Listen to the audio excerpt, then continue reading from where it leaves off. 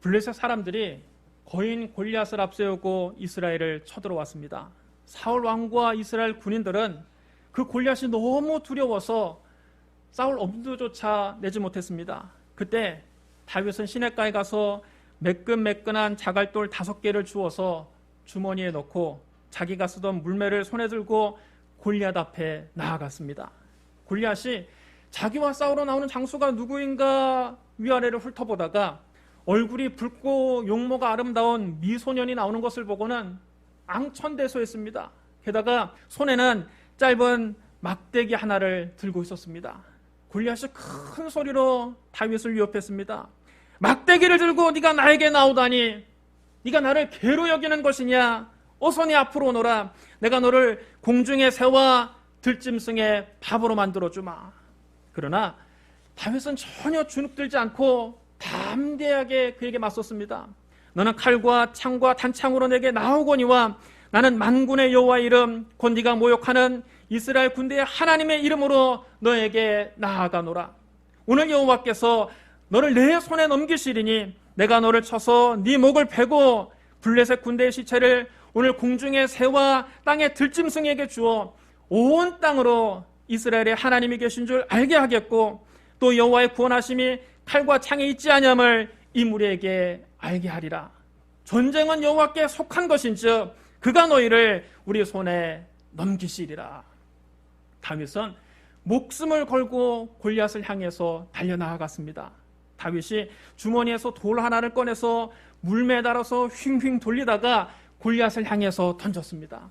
그러자 그 매끄러운 돌이 총알처럼 날아가서 골리앗 이마에 정통으로 박혔습니다.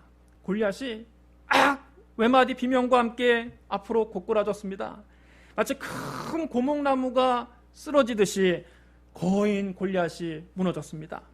다윗은 자기 손에 칼이 없으므로 달려가서 골리앗을 발로 밟고 골리앗의 칼을 뽑아서 그의 목을 베어버렸습니다.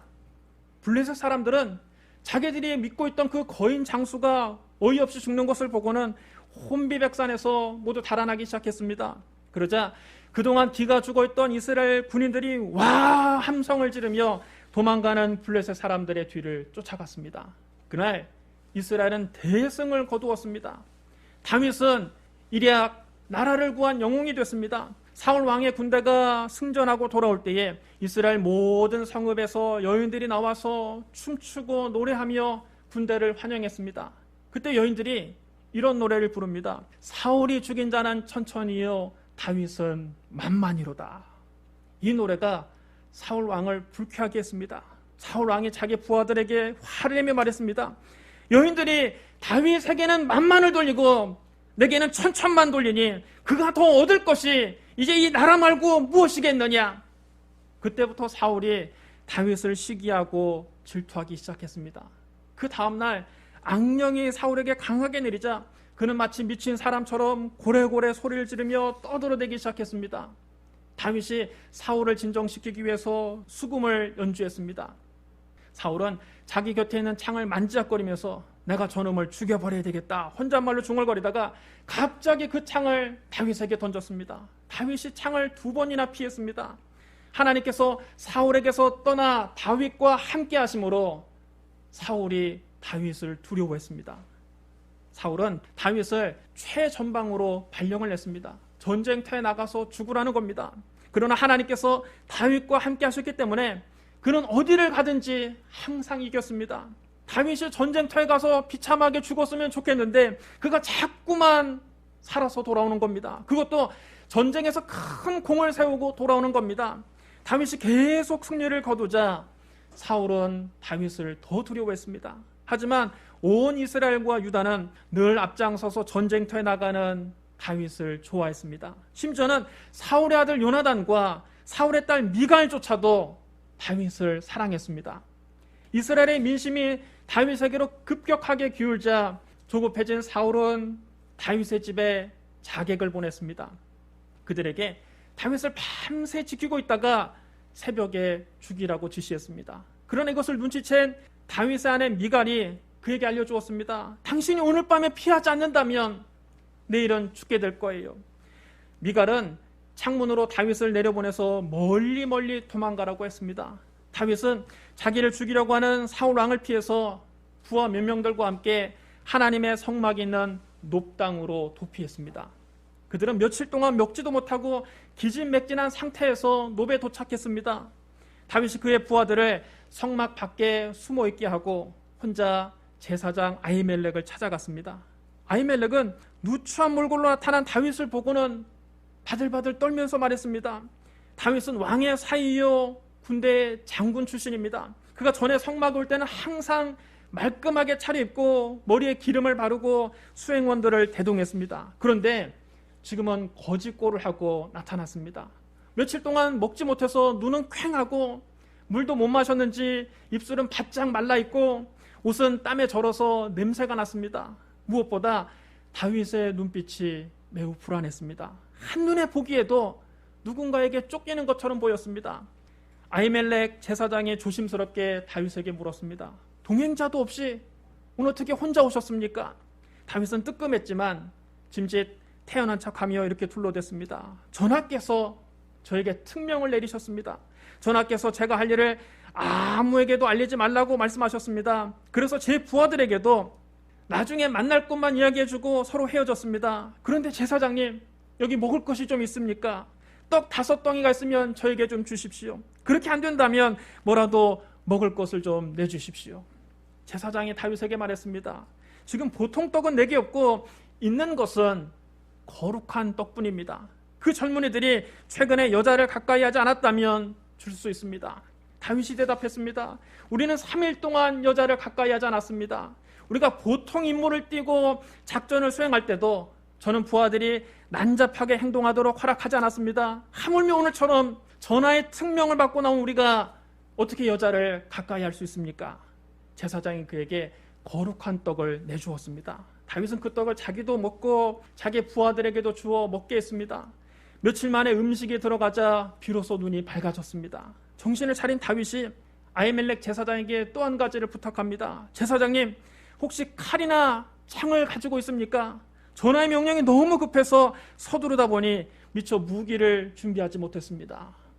제사장은 하나님께 제사를 드리는 성직자입니다. 성직자에게 사람을 죽이는 칼이나 창을 찾는 것이 너무나 수상했지만 제사장은 왕의 사위인 다윗을 믿고 사실대로 말해주었습니다.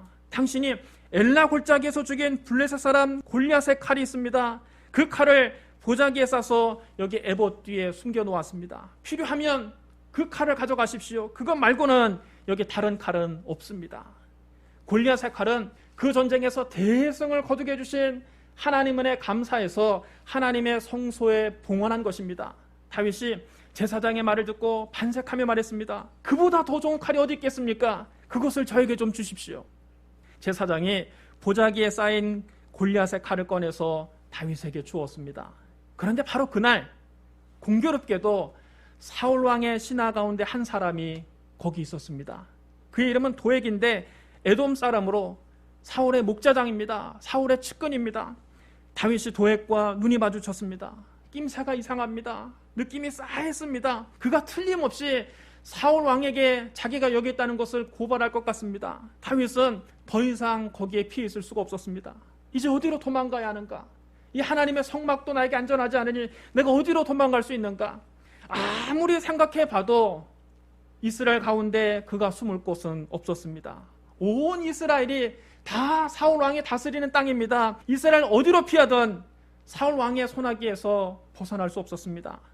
다윗은 사울을 두려워해서 급히 그곳을 떠나 가드 왕 아기스에게로 도망갔습니다. 여러분, 가드가 어떤 곳입니까? 블레셋의 5지방 중에 한 군데입니다. 블레셋은 가드, 가사, 아스돗, 아스글론, 에그론 등 5지방이 연합해서 한 나라를 이루는 연합국가입니다. 그 블레셋 왕의 공식 명칭이 아비멜렉입니다. 우리가 애굽 왕을 바로라고 부르고 로마의 황제를 가이사라고 부르는 것처럼 블레셋 왕을 아비멜렉이라고 부르는 것입니다. 다윗은 블레셋의 아비멜렉 아기스에게 망명을 신청한 것입니다. 오죽하면 다윗이 적국으로 망명하겠습니까? 그 당시 다윗이 사울 왕을 얼마나 두려워했는가를 짐작할 수 있습니다. 적국의 왕보다 사울 왕이 더 무서웠던 것입니다. 다윗의 목숨이 그 당시 얼마나 위태로웠는지 우리가 짐작할 수 있습니다. 그러나 아기스의 신하들은 다윗이 그곳에 온 것을 기쁘게 여기지 않았습니다. 그들이 왕에게 보고했습니다. 이는 그 땅의 왕 다윗이 아니니까 우리가 춤추며 이 사람의 일을 노래하여 이르기를 사울이 죽인 자는 천천히요 다윗은 만만히로다 하지 아니하였나이까. 아기스의 신하들은 다윗이 한 일을 똑똑히 기억하고 있었습니다. 여러분, 다윗이 누굽니까? 이스라엘의 전쟁 영웅입니다. 그는 블레셋에서 거인 장수 골리앗의 머리를 깨뜨려 죽인 사람입니다. 그런 사람이 지금 블레셋의 가드로 망명을 하겠다는데 그 말을 그냥 곧이곧대로 믿고 덥석 그를 받아줘서는 안 된다는 겁니다. 그는 블레셋의 원수여 너무나 위험한 사람이라는 겁니다. 다윗이 그 말을 듣고 가슴이 뜨끔했습니다.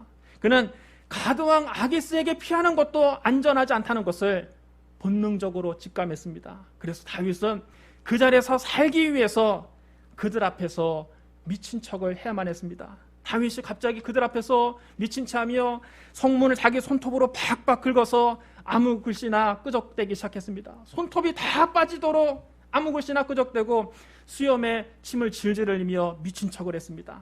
그러자 그 모습을 보고 아기스가 신하들에게 소리쳤습니다. 너희도 보거니와 이 사람이 미치광이로다. 어찌하여 그를 내게로 데려왔느냐? 내게 미치광이가 부족하여서 너희가 이 자를 데려다가 내 앞에서 미친 짓을 보게 하느냐? 이 자가 어찌 내 집에 들어오겠느냐? 당장 그를 쫓아내라. 그러면서 다윗을 그 나라에서 쫓아냈습니다. 다윗은 구사일생으로 살아남아서 그곳에서 빠져나올 수 있었습니다. 그가 죽을 고비를 여러 번 넘기고 위기의 순간에서 자기를 건져주신 하나님을 찬양했습니다. 그 찬양이 바로 오늘 우리가 읽은 시편 34편입니다. 내가 여호와를 항상 송축하며 내 입술로 항상 주를 찬양하리이다. 내 영혼이 여호와를 자랑하리니 곤고한 자들이 이를 듣고 기뻐하리로다. 나와 함께 여호와를 광대하시다 하며 함께 그의 이름을 높이세. 내가 여호와께 간구하며 내게 응답하시고 내 모든 두려움에서 나를 건지셨도다. 그들이 주를 앙망하고 광채를 내었으니 그들의 얼굴은 부끄럽지 아니하리로다. 이 곤고한 자가 부르짖음에 여호와께서 들으시고 그의 모든 환난에서 구원하셨도다. 여호와의 천사가 주를 경외하는 자를 둘러진치고 그들을 건지시는도다. 너희는 여호와의 선하심을 맛보아할지어다. 그에게 피하는 자는 복이 있도다. 너희 성도들아 여호와를 경외하라. 그를 경외하는 자에게는 부족함이 없도다.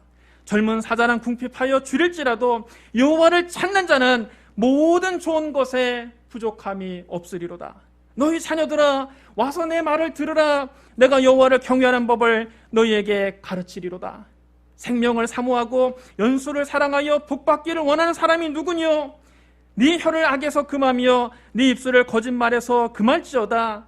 악을 버리고 선을 행하며 화평을 찾아 따를지어다. 여호와의 눈은 의인을 향하시고 그의 귀는 그들의 부르짖음에 기울이시는도다. 여호와의 얼굴은 악을 행하는 자를 향하사 그들의 자취를 땅에서 끊으려 하시는도다.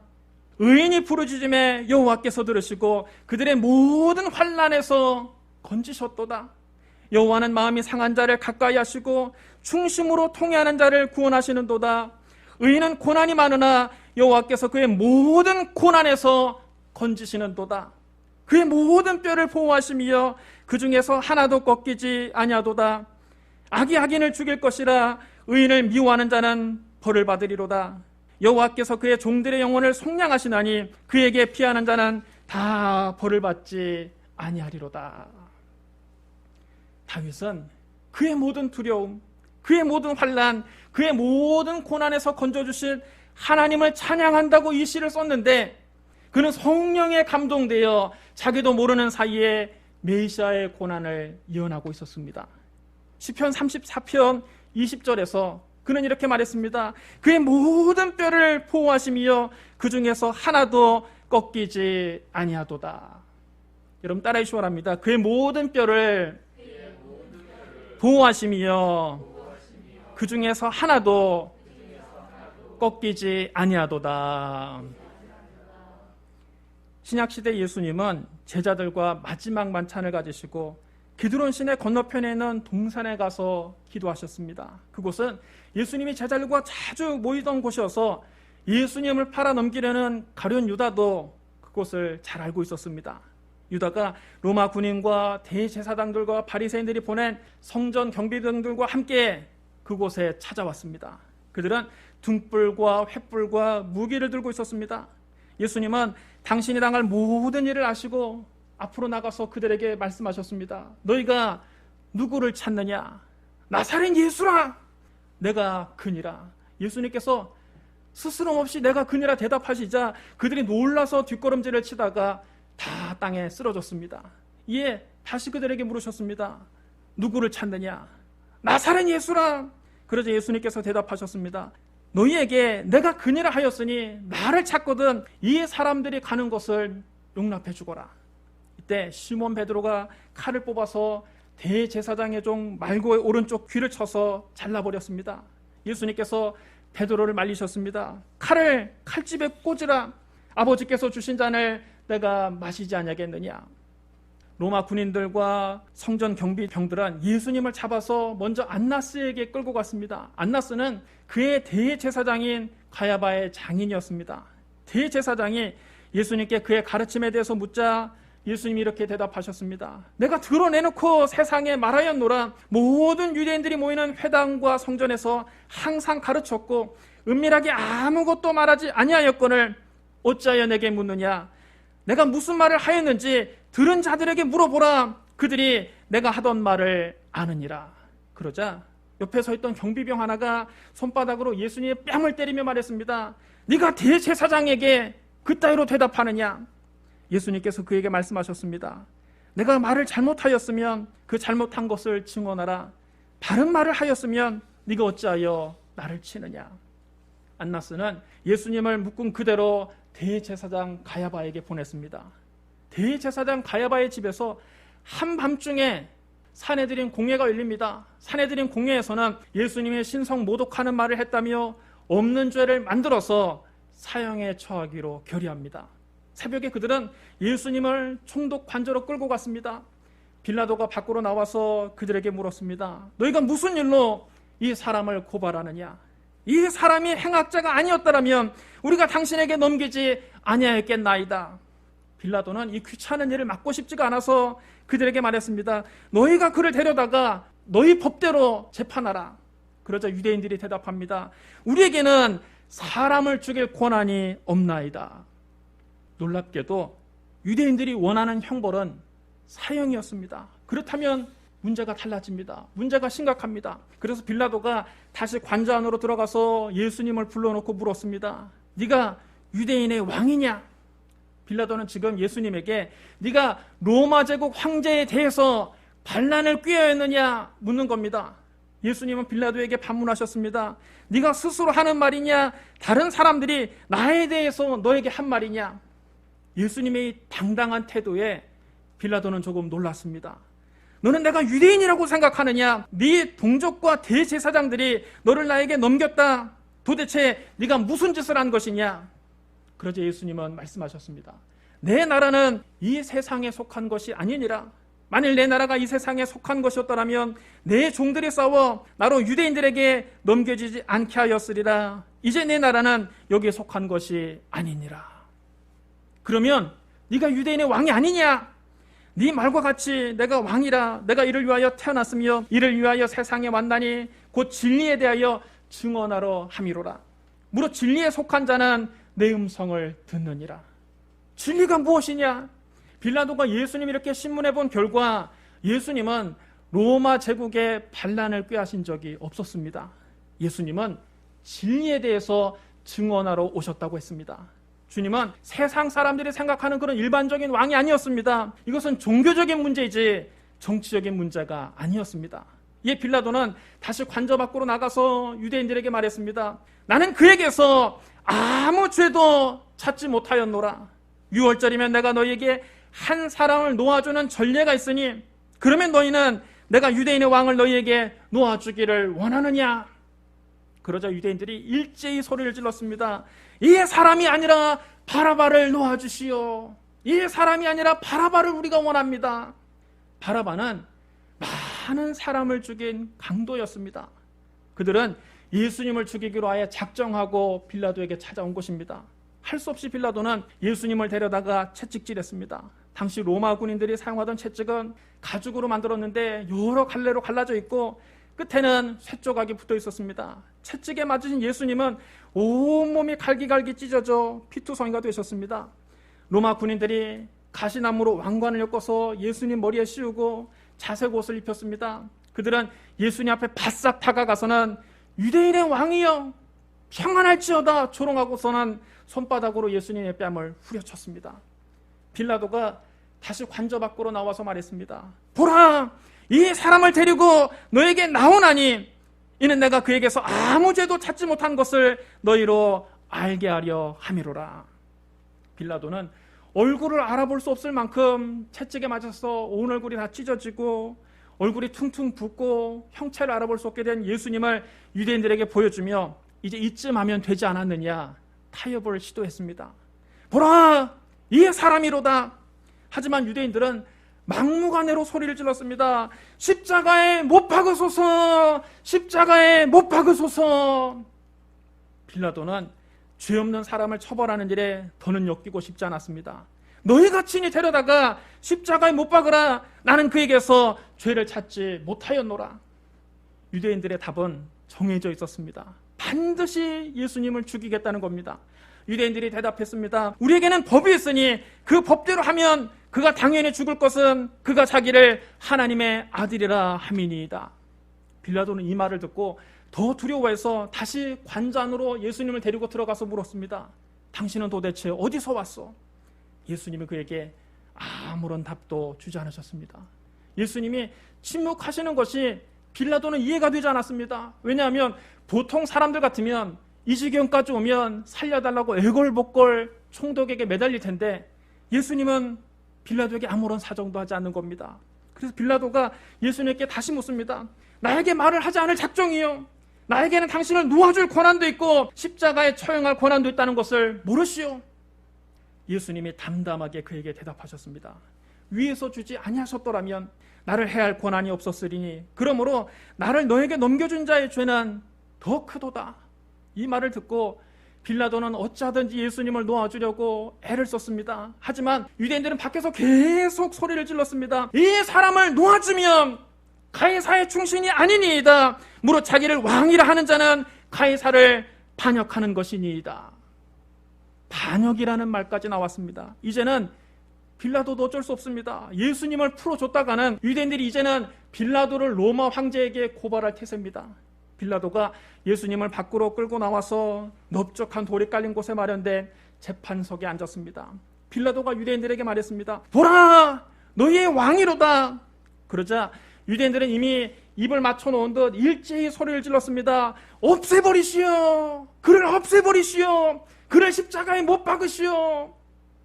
빌라도는 그들의 요구를 도저히 이해할 수 없었습니다. 너무나도 화가 났습니다. 내가 너희 왕을 십자가에 못 박으랴. 그러나 유대인의 대제사장들은 너무나 태연하게 그 옆에서 대답했습니다.